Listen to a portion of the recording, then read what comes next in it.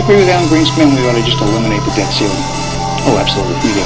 The ability of almost every working American to access more credit than they should have been able to masked the underlying fact that lower and middle class incomes were not rising. That's not a tenable strategy. Isn't now the time to eliminate it? Oh, we've been a long time ago. Let's put aside terrorism. Let's talk only about our own homegrown animals that are patrolling America right now. So it goes down to the simplest thing. Be prepared, be vigilant.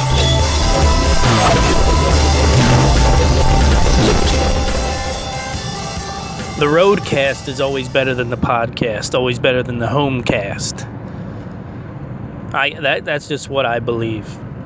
I really enjoy it. I sometimes even consider the roadcast is so good, and I mean podcasting in the car is so good. I've heard a lot of guys talk about podcasting around a campfire, podcasting outside on the deck, podcasting here, the sort of the optimal setting to have this conversation. I'm going to be honest with you. If I get to the point where I want to have guests on a regular basis, or I want to have high-profile guests, or I don't know, what's that mean, high-profile? If I get to the point where I really take this thing in a different direction, we're going to do roadcasts, and that's what we're going to do. Really, to be honest, what I would like to do, I'd like to get 2 devices to record in the vehicle, and I'd like to put my guests in the passenger side or vice versa. I'm not a very good driver, but they might not be comfortable. And where I'd like to podcast on Skyline Drive. I'd like to just take my time on Skyline Drive, drive the peaks of the mountains, and have our conversation. Because there's something about the roadcast. And right now, that's what you're getting. You're getting a roadcast. If I could do my live show from the road, I'd do it. Typically, I do it from the dining room table, but I do it from the road. I don't know. There's something about it. I don't know if it's the alertness that you're forced to keep up because you don't want to smash into somebody. Right now, I'm driving behind a Western Express tractor trailer. I like to get behind a nice big tractor trailer on the highway when I'm doing a podcast. I think that puts me in a safe place. But it's a very positive vibe coming off of a brutal weekend. The weekend was nonstop. The wife was busy Saturday. And for those of you who haven't been paying attention, it's 3:32 p.m. Sunday, the 16th. And I just wrapped up my big talk at the SGK Prepper show, which consisted of a lot less people than I expected. But I'll tell you what, it was nice.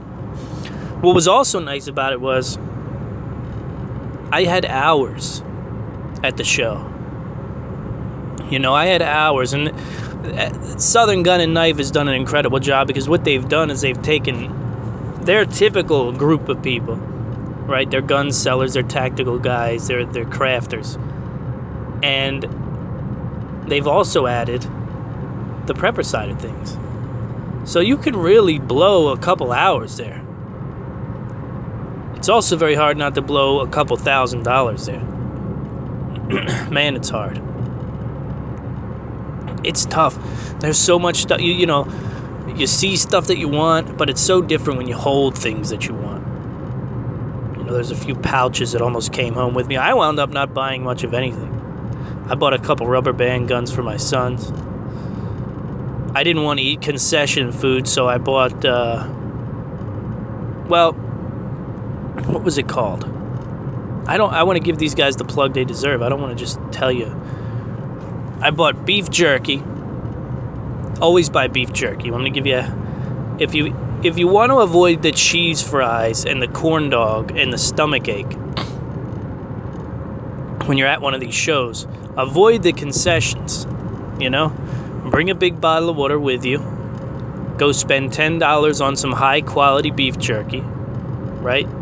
That's all you get there.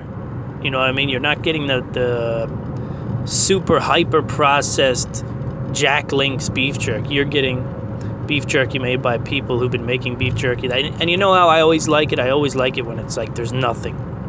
There's hardly anything to it. It's almost like super thin, super hard. That's when I feel good about it. So I had that, and I also had this nut and grain mix that was made by a company. I can't remember the name. I'm going to do something here that might be crazy, but nope. I'm thinking there's a possibility I have his card in my pocket, but I don't think I do. Interesting guy, though. And of course, that's all you do, right? You walk around and meet interesting people. Those shows are so important. Those shows are, well, not just getting out to the show, but just getting out amongst people. When I pulled up to the show, there was probably 50 or 60 people in line. I couldn't believe it. The line was out the door to get into this show in Hampton Roads, Virginia, to go look at guns and gas masks and Berkey water filters and Sawyer filters and all the various, accoutrement of survival.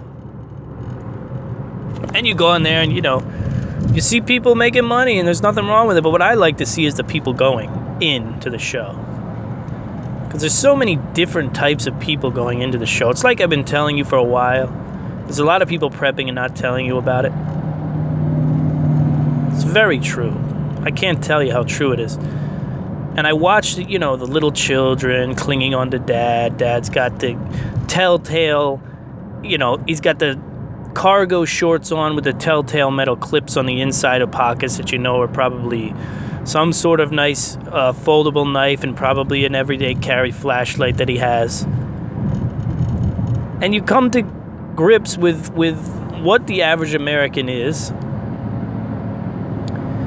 and what the difference is between you and them. And you find out it's very little.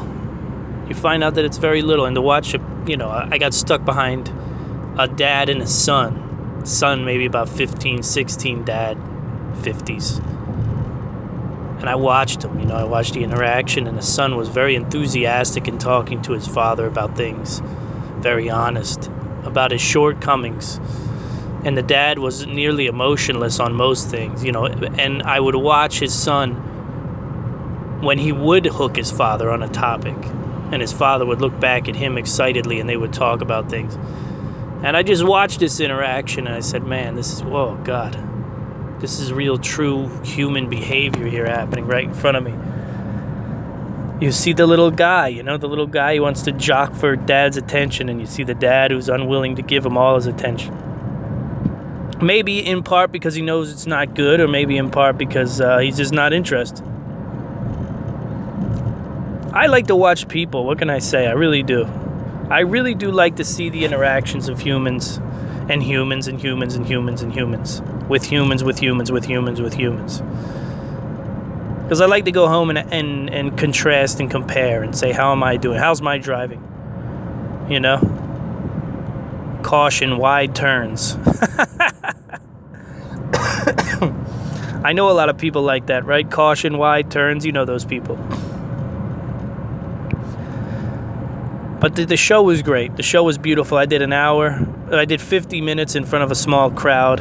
And what hit me about halfway through the presentation was, outside of you guys, outside of the listeners to the I Am Liberty show, these people were like a focus group.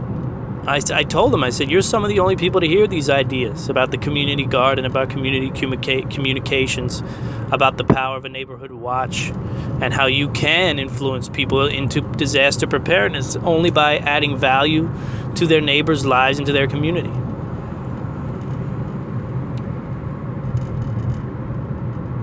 And I didn't have any kids. I didn't have anybody pushing me to do anything any faster, any slower, anything. I literally walked from booth to booth. I held guns. I looked at knives. I looked at holsters. I sucked everything in. I just took it all in like it was life force. And I had a great day. And before I knew it, it was over and I was leaving. And the good news is, for those Virginia listeners, I'm going to be at the Doswell event 21st, 22nd of October. October 21st, October 22nd, I'm going to be at the Doswell event. I'll probably be there all day, both days. I think the organizer said she's going to give me a booth, so I'll have my own booth. I don't know what I'll do. I might print out some t-shirts and sell them. I don't know. We'll see. Maybe some books. Who knows? Maybe I won't sell anything. Maybe I'll just bring toys and put them on. Maybe I'll just bring toys. I was thinking about doing a live YouTube stream from it. That'd be kind of cool. But I'll be there, and I'll be doing my presentation on the community. Because this is my message. It's the message that I believe in. It's the next step for preppers that I believe in as well. You know, you run into the fanatics at these shows too, and it's a reminder of just how right I am. That's such a terrible thing to say out loud. But then again, you are talking to a guy who thinks his voice and his idea is important enough that he records them on a weekly basis, twice a week. Right? Almost twice a week. This guy decided, oh, my head and my brain and my thoughts are so important that I'm going to record them. I'm going to give them a title, and I'm going to be sure enough to put this on the internet and think people want to listen to this. People want to listen to me ramble. Hey, it's working. It's working. The downloads are up. The downloads are up, and they keep going up. And the more I write and the more I find new avenues of people to meet and to help, the more clients I get, the more it goes up. It's an amazing thing. Some principles you just can't understand until you get into them. You can't understand them until you understand them, if you know what I mean. Do you understand that? Literally, you hear about networking. Every business owner in history, no matter what business you're in, everyone is telling you need a nice network. You need to build your network. You know, network. But you don't understand it until you understand it. And you know why that is? It's because networking is so unique to the person, you know, and to the process. It's such a unique thing. It's like, how do you network? Well, and I guarantee almost 80% of the answers will be uniquely different than anything, and you know, than any of the others. Pardon me. The day is catching up with me. I slept well last night, though. I really did. I think I only had like one child in the bed. Got to bed relatively early. I was not stressed. As you can imagine, public speaking is not something that wears on me very strongly. I used to do a good amount of teaching at my old job in front of big crowds of people I didn't know, so I wasn't up tossing and turning, wondering if I would slip on my syllables. But I'm feeling it now. 4 o'clock coming on, Sunday night. There's something about Sunday nights that are brutal. You know, the children. There's a certain point in time at night, particularly on Sunday nights, when the children start to lead with their heads.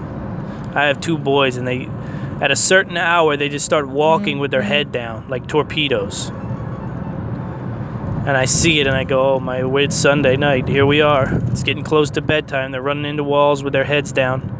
They're running head-to-head into each other. But Sunday night can be hard on you. It's like all mental, though. It's any other night. And it's not like I'm waking up and going anywhere. Right? Where am I going? It's to be so far removed from that lifestyle is unbelievable. To be so far removed now from the Sunday night suffering, where you start going through the inventory of the people at your job. Sunday night, 6 o'clock. God, I don't want to talk to him. Man, I don't want to see her. I don't feel like talking to my boss. I don't feel like going here. I don't want to do that. I don't feel like dealing with this problem. I got to do that report. I got to do this. I can't tell you the importance of paying down debt and changing your life to do what you want. You have to do it. If you're a younger person, you have to do it even more. You have to. If I didn't have young children, there would be no stopping me. You know what I mean? There would be nothing that could keep me down. Not that the kids keep me down, but they limit my ability to go do the things that I want to do because I have to make sure that they have someone that's going to take care of them. And let me also say that it's the greatest time ever.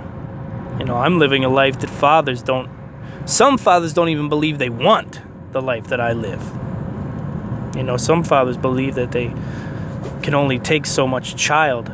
And there is a limit. No, don't get me wrong.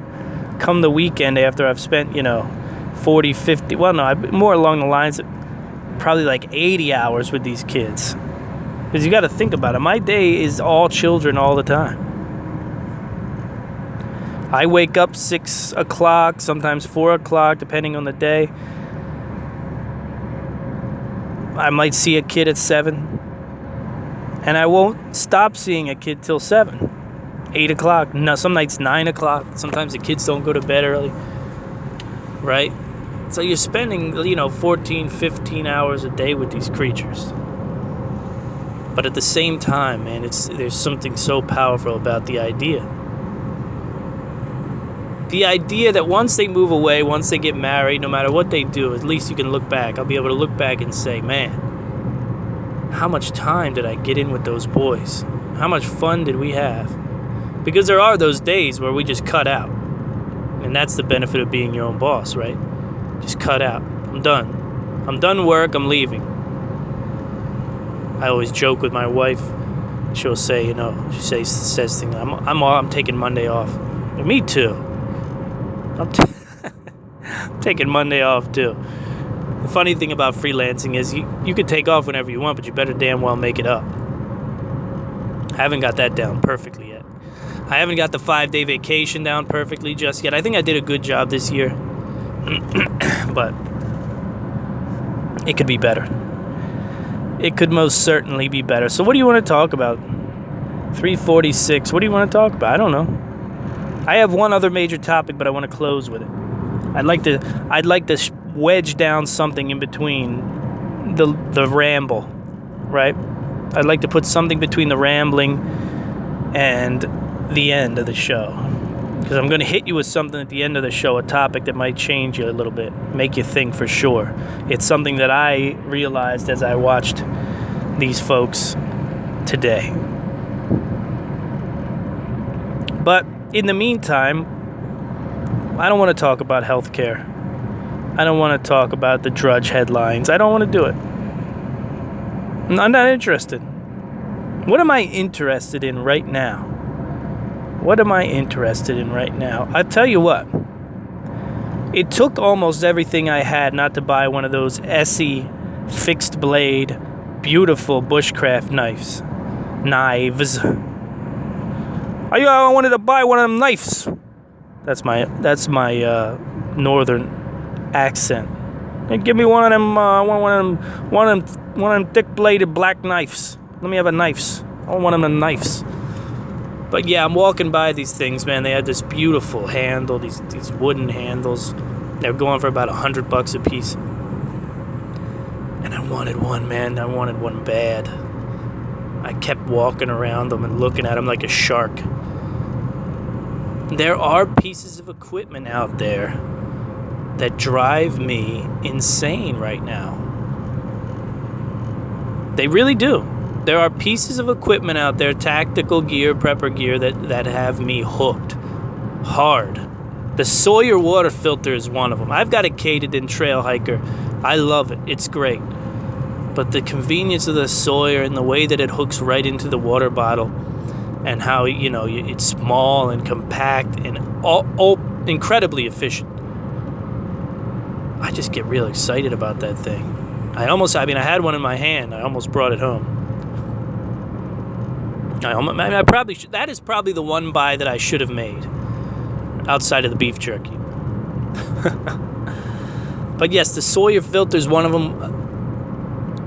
Those beautiful fixed blade bushcraft knives. I have a couple military style fixed blade knives. Not bad. Nothing wrong with them. But that little Sawyer is a beauty. They've got some of them nice little fixed blade knives that are just, you see them and you just want them. I don't know what it's like it's like a craving. It's like a craving. I'm still coughing. I went back to the doctor.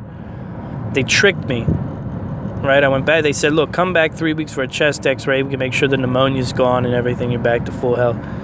They tricked me. I go in there. I wait 2 hours to get back and to get the x-ray. And then when I return from the x-ray, you know, I got my shirt off and all that, and the lady comes crashing through the door as though I were standing butt naked, right? Like she'd never seen a man's bare chest before. And I'm putting my shirt on. I said, it's all right. She ran out of the room. And then I didn't take notice to what she had placed on the side of the bed there. And she had a blood drawing kit. And I said, I've been through this 2-hour wait to get my chest x-ray. Now they're going to stick me with a needle on top of it. And I don't know if you know this or not, but getting blood drawn is not my favorite thing. Right? In fact, it's one of my least favorite things. And this one was a few vials, and I don't like it. My body doesn't like it. You know, my body is really not a fan of it. I don't know what the deal is, but there are very few situations that I put myself in where I lose control of my body, and sometimes that can happen with the drawing of the blood. It didn't, because I'm getting much better at it. I always joke with my wife and say, why don't I just go donate blood? See, but that's where that came to be. You don't want to hear the story. I don't think you want to hear the story about me going into the blood truck and nearly passing out before I even got a chance to donate. I went in there just like a normal person. No afflictions with blood or blood donating or any of that. It was for work.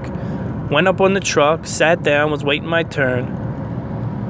And all of a sudden, something hit me crazy. And I had to leave. I went into the computer, typed my name, all that stuff. I had to leave because I was going to literally pass out. And that was probably like 6 years ago. And from then on, I've been building myself back up to get over this nonsense. And I feel good about it. I feel better about it. But it's a trust thing. It really is. It's the idea that, like, what if they just keep taking tubes? Or I don't know. There's something about the draining of life from my body I really don't like. I don't like the concept. I'm not in love with the concept. Back to the gear. Moderately obsessed with the Maxpedition. Zipper open, what are they called? The little Maxpedition packs that zipper open on the side. They open like a book. They were everywhere. And I don't need one, but I want one really bad. Because I want to minimize. I want to minimize my EDC in the vehicle. I think that's where I'm going to start. Right? I don't want to carry a big bag around every day. I'd like to minimize this EDC pack and have it in my car. You know, and have access tools and have first aid and have some really solid things. And that Maxpedition is the first part of that goal of mine, right? Is to put that, and then you start hearing Kevin Smith in your head. I don't know if you guys are fans of Kevin Smith. I'm actually more of a fan of Kevin Smith than I am of his movies, to be honest. I'm not one of those guys who's like deeply in love with the Kevin Smith movies. But I did hear him talk about his father's death and, you know, about how he came to the conclusion that we're all on this planet and we're all going to go out. We're all going to leave this planet screaming to God, essentially. And watching his father die, he came to this conclusion, which I think is one of the great conclusions you can come to in life.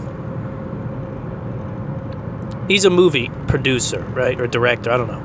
He's in the business of making movies, which is hypercritical, right? You got to deal with everybody gets to see your movie and everybody gets to say something about your movie. So there's a certain amount of introspection, there's a certain amount of this decision making that goes into that. And he came to the conclusion, watching his father die in his bed, we're all going to go out screaming. We only have so much time on this planet. And what he said to himself and what he said to the audience listening to that podcast, I think it was Joe Rogan, was, I'm going to do whatever I want to do. And not in the sense that I'm going to lay around and eat nachos all day. No. If there's a project out there he wanted to do, he said, you know what, I'm going to do it. I don't care. He didn't care how big it would be. He didn't care how fun it might, whatever. He didn't care about the things that he was supposed to care about anymore when it came to the projects. It's going to be popular. It's going to sell a lot. Are the producers in Hollywood going to accept it? No, there was none of that. It became a game of, if I like it, if I'm interested, I'm going to do it. I'm just going to do it. Why not? And that was very exciting to me. That was very exciting to me. It was an enlightening thing to hear. You know? And Kevin Smith, he had another great story, and then we'll move on. He had another great story about his sister. And this is one for the younger folks in the I Am Liberty audience. Very important for the younger folks, the I Am Liberty audience. I went through a similar phase. But he was telling his sister, you know, I think I want to be a filmmaker. And she told him, well, be a filmmaker. And he said, yeah, I think I want to. I think I really want to be a filmmaker. That's what I want to do. She said, well, be a filmmaker. And they did it a couple more times. I really do. I really think I want to be a filmmaker then. There are few things in life where you have to pass some sort of qualifier in order to be considered something. Right? And the moral of that was so strong for me, especially for people out there who are starting something new or who are younger, right? We talk a lot about freelance writing lately because it's an experience that I've gone through and I've seen some success. And you realize when you become a writer, particularly if you didn't go to school for it, you have to come to terms with the fact that you're a writer. You have to come to terms with the fact that this is what you are. And it's a little bit about a body of work, and it's a little bit about you making the commitment. So whatever it is out there that you're doing, or out there that you want to do, you do it. You do it because life is finite. And that's what I was thinking about as I was looking at this Maxpedition pack. How finite life was. And maybe I should drop an extra $20 on this thing. But you see, there are also other goals in my life, and one of them is my beautiful wife is having a birthday Saturday. And that's always a big deal for me. That's always a big deal for me. So that $20 that I would have spent on the Maxpedition will go towards something incredible that we do. We're going to have a great time. I've got a great weekend planned. We're all going to be together. You know, it's this is what these things are about. Managing money is an interesting thing, right?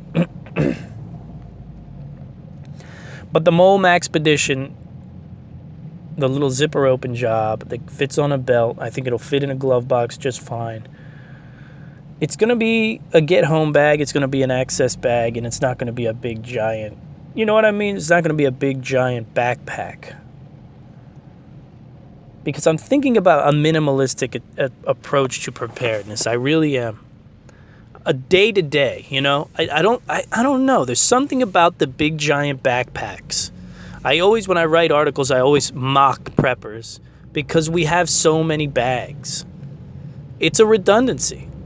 Right? You see the redundancy. I've got my bug out bag. I've got my 72-hour kit. I've got my car bug out kit, get home bag. I've got my I'm never coming home bag. I've got my this. There's so many damn bags. And I started thinking, nothing wrong with having a great big bag. But why don't we make pieces? Why don't we start to make pieces and put them strategically where they need to be? You need to have some serious pieces in your car at all times. But if these pieces are easy to get your hands on and can be thrown into a bag very quickly, then how many bags do we need? Right? What do we really need? And I know a big saying in the prepper world is if you have one, you have none. And there's nothing wrong with that. But I like the idea of taking these pieces, right? First aid, trauma kit, whatever it is, in the car. You should have a lot in the car. Because you're always in the car. Everybody's either in the car or near the car. Right? It's such a rare situation that you find yourself away from your car or your wife's car and you have an issue. And you're far enough away from home that it is a serious issue. Unless you rent a car, in which case you take the things that are in your car and put them in your rental car. You understand what I'm getting at? Outside of the Maxpedition, I looked at a lot of guns. I was tempted. I was very tempted by two things.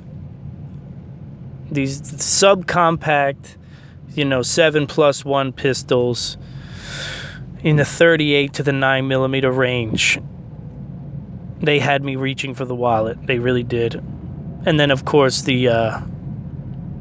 what I've been talking about, the revolver, the snub nose, concealed carry, beauty.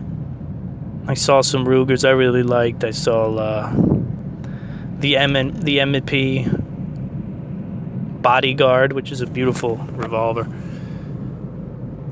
I had to talk myself off the ledge on those guys for sure. I definitely had to talk myself off the ledge on those guys. I was looking for, what I've been looking for is some decent maps of the city of Richmond, but I think I'm just going to have to print them out. I think I might have to just Google map those things and get them out. Just for something I'm working on. What else? They had a really cool guy who had a build-your-own go-bag stand. I don't know how much. It's so hard to do that, while we're on the subject of these bug outs and these bags. The various bags. It's so hard to standardize the go bag. It really is. And that's kind of what this guy was doing. I don't know if he had some success or not. I didn't talk to him. I probably should have talked to him. Today was just so freeing that I was so off when it came to my professional side. I was I was in this situation where the kids were not there. The wife was not there, and I was alone. I was alone, and I was surrounded by things that are deserve my time and my gaze. You know what I mean? I was just staring at guns and knives and swords and patches and hats and T-shirts and tools. And it was so amazing just to have those couple hours, without someone tugging on your shirt, telling you they're hungry, they got to pee, they got to go, they got to do, grab this, I want this, give me that, buy me that, why can't I have these? So I enjoyed it. I just sat down and I walked each aisle, felt the temptation, right? You see the AK-47s over there, beautiful AR-15s for under $500. You get nervous, man. Your teeth start to chatter. The foot is squeezing in the shoe, and you're fighting I could just reach for the debit card. Quick background check, and I'm good. So I tried to have as sensational a lunch as I could in a situation like this. Not always easy. And when it was time to go on, I felt really good. And I think I left the audience feeling really good. You see people come in and you know what they're thinking. Right? They've been at this show all day. They're thinking worst case scenario. And I feel like it's my job with this knowledge and this experience to give people hope. To give them hope on this fact that, look, it doesn't have to be a war zone. It really doesn't have to be a war zone, but we've got to do some work to get there. We've got to do some work to get us out of a war zone mentality if things ever go bad in this nation.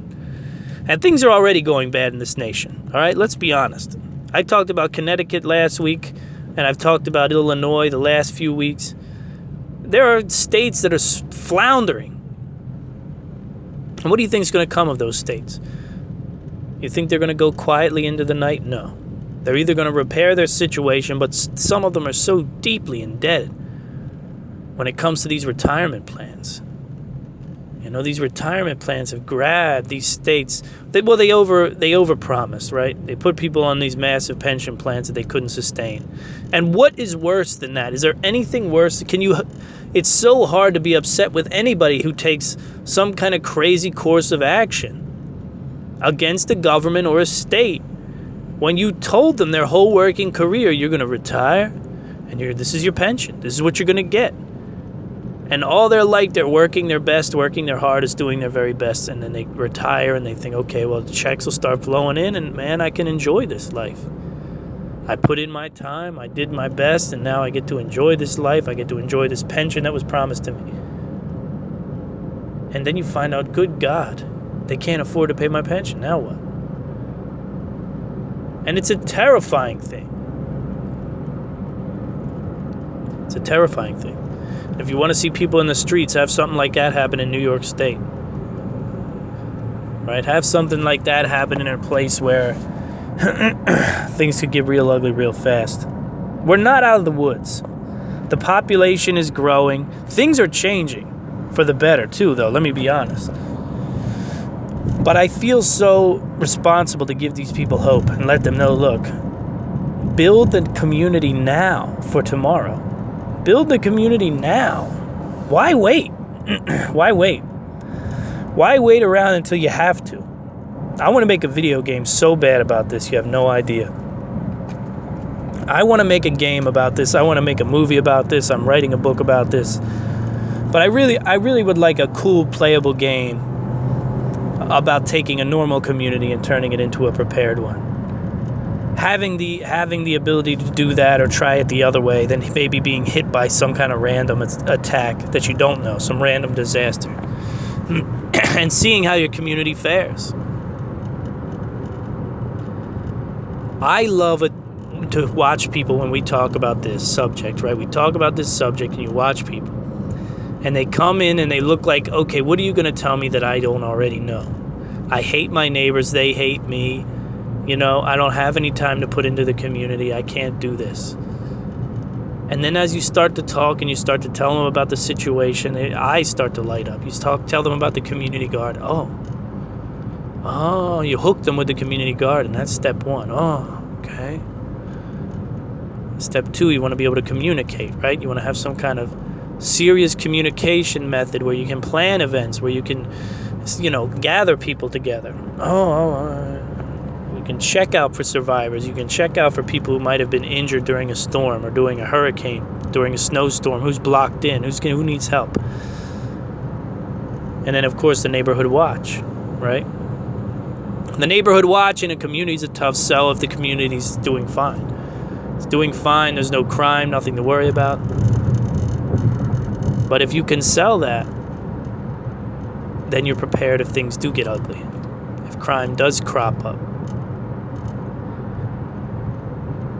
So the experience was great. We'll do it again in October. I hope that you guys can make it out. The big difference this time is I'll be doing it with a book, right? I'll be doing it with a book in hand, and that'll be the case, right? That will be the case. We'll be doing it with a book in our hands, and I can be able to say, look, if this interests you, I'm not here to peddle a book, but if this interests you, here's the blueprint. Period. Here's the blueprint. If you are interested, if you want to see success, here's the blueprint. Take it. I'm still unsure about the title. I may put it out to the audience. I don't know. I really like community. I really like that. If you want unity, you need the community. So community. I like that. It's a little confusing though. And then I'm talking to one of my best friends and he tells me, dude, go back to the basics. Call it Reroute USA. That's what it is. That's how it started. That's what it is. And I might just call it that. We'll see. The name is the least of my worries. There was a time in life when I would write a story and the name was the first thing that would come to me. And I always felt like when the name came to you first, the book was going to be crap. I'd say, oh, okay, yeah, wow. Great. So now that I know the name, now I'm going to craft everything around this name. No.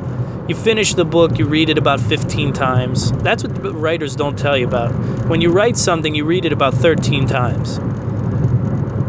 And you become so intimately tied into your writing that you recognize parts of the book as though they're like family members. Oh, I remember this. There's a good line in this paragraph here, about third paragraph down.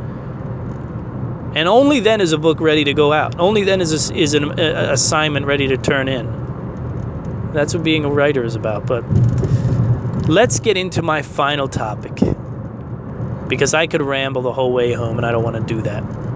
As much as you might like it, I know some of you do like it, because it's not me reading off a script. You know, a lot of these prepper podcasts, a lot of these sleeper podcasts, they talk about things that'll put you to bed because they do it in a monotonous way. I don't want to hate on anybody. Everybody's bringing good knowledge to the playing field, but, you know, it is what it is. But I came to an understanding today about the value of a person, of a single person. Right? And this is something on a planet of 8 billion people that we can lose. This is something in a country of 300, probably closer to 400 million people if you count illegal aliens, that we can lose. Is the importance and the value of one human being. And I'd like you to think about it not from the aspect of a valuable human being or someone that you might think is a valuable human being. Right? Of course, the value of a human being is about to give you a job, or the value of a human being that you're talking to is about to help your professional career in some way or another. That's easily perceived. Right? That's very easily perceived value. But when you have a small showing of people, or when you take the time to talk to someone selling a product at a booth, and you get to know them, and you make an interaction happen, and maybe you give them a business card, and you sit there and you really, really analyze that interaction, that's when you start to understand the value of a human, the value of a person, any person. Like I said, it's not just about the value of a person who's going to do something for you. Because people touch people. Right? People touch people. I got great compliments from Tim McWelsh at Advanced Survival Training. Tim McWelsh has published some of the best survival books that are out there through Outdoor Life, the magazine, the company, the well-known company. I mean, he's published some of the best-selling, New York Times best-selling author, Tim McWelsh.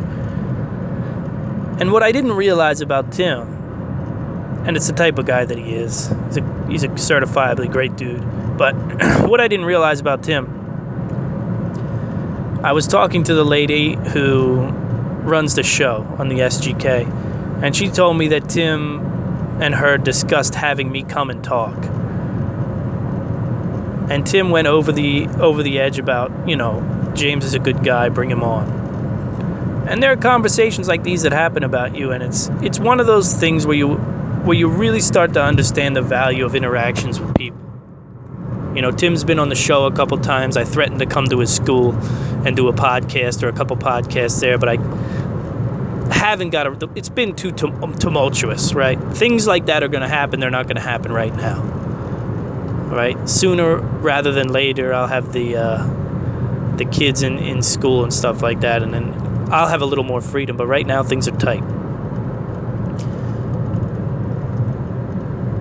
But we've met a couple times through podcast or in person, and you know, for him to do something like that, that's a big deal. That's one version of value, right? I wanted to bring that up because Advanced Survival Training, if you look it up or look up his name, Tim McWelsh, you'll see he's got a great school. He can teach you some incredible things. He also, like I said, the books are super easy to read. They're highly entertaining. The graphics and the pictures in the books are phenomenal, right? They're just great. So if you're in the neighborhood, I think they even sell his stuff at Lowe's. I'm almost positive I saw his books for sale at Lowe's. But if you want to get out and you want to get your hands on a good survival handbook for several different scenarios, look for Tim McWelsh's survival books that are published through Outdoor Life. You'll love them. You'll fall in love with them. But anyhow, that being said, here's a guy who's got some pool, right? In the area that I'm interested in. Now, what about just the passerby? What about the guy you share a lunch table with? What about the guy or gal that you talk to once and you probably never talk to again? You can begin to measure these interactions on a dollars and cents scale, right? if I spend this much time with this person, it'll probably equate to them buying something of mine or listening to my show or I can make this quick and move on to the next person. I used to have this mentality when I sold things at farmers markets. And, that is a different game. That's not just human interaction. You are out there, you are paying for a booth, and you have to make a certain amount of money to make your money back and to make some money. But when we're talking about just talking to people, hi, I'm James Walton. Nice to meet you. Oh, yeah? Nice to meet you, sir. What are you doing here today? Yeah? I'm looking at guns. I got a seminar on later. You should come see it. Oh, I'll pop my head in. Okay, great. Hey, look, take one of my cards. I do a podcast. And then you go about your separate ways. There is so much value in that interaction. You have no idea. You have no idea because of access, because of the fact that all of a sudden, this guy has access to your information, a peek into your life. And so few people are in a vacuum. Now he tells someone about your podcast, who tells someone about your podcast. And not only that, when you're in a setting like I'm in, you're not just tweeting out into dead air, right? You're not Facebook posting out into people who don't care. You're in your target market. Every interaction in a situation like that is 20 times as valuable. What about the other value? What other value is there? There's more value. There's the reminder that of the 10 people you talk to in one day or whatever it is, how many of them were monsters? How many of them were ISIS head cutters? How many of them were mean, nasty people? And you come to find that none of them were. In most cases, or maybe one of them, one of the 10, right? The lady at the drive-thru hates her life, hates her job, hates her husband, hates her kids, there's always one out there. But you get that grip back on humanity again, and you come to realize, it's not as bad as I thought. It's not as terrible as I thought. There is humanity out there still. There are people who care. This thing is worth saving. We don't just want to huddle up in our living rooms with our AR-15s and start mowing neighbors down, killing family members who come up to get food because we can't push them away, we can't tell them to go away, but we can't stand to give them food either, or we'll all die.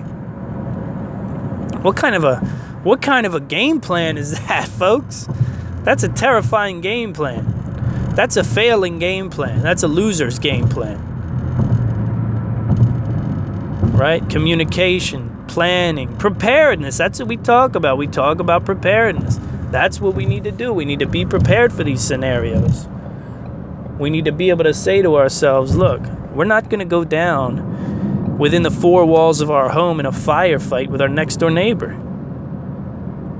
It's the greatest nation on earth. It's been in existence for over 250 years now, right? Something along that line. What are we doing if that's our game plan? What are we doing if that's our game plan? We're failing. We're unprepared. We're not prepared. That's not a prepared thing. Going out on your blade because you think that as a prepper, you're supposed to be held up in a house or a bunker with your food and your water and your hygiene products. That's, to me, is being unprepared. That, to me, is saying I am not prepared. If I were prepared, I'd have a community of people. I'd have an army. I'd have a force for good, right? I'd grow that community until we created enough sustainable food and water systems on our own that we could just survive. It's America. It's not Namibia. What are we doing here? But when you talk to people, you remember, these are the people. These are the valued people. And there's a lot more of them than there are of the others. And this is why we do what we do. This is why Reroute USA made sense to me. Because innately I knew that the world was worth saving, right? The world is worth saving. If it all goes bad, it is worth saving, and it's worth doing some work up in the front end to make sure that that can happen. And with that, I challenge you to understand the value of every human interaction. And understand the value of a single person. Whether they bring you something great, whether they recommend you, or whether they just give you a good conversation for 5 minutes or 2 minutes. as I pull into Richmond City on a Sunday. And there's life in the city. Look at it. There's couples holding hands with fancy dresses and shirts on, walking around with bags slung over their shoulders, getting ready to have dinner, and a cocktail and a wine. And there's some people walking around with no one. The city's usually not that alive on a Sunday. It's good to see people. It's good to see people getting around. Getting around in the world the way they should be, in the world the way it should be. And I think with that, I'll leave you guys to yourselves, right? I'll let that sort of marinate. I'll see you Wednesday. Make your plans now, all right? Doswell, Virginia.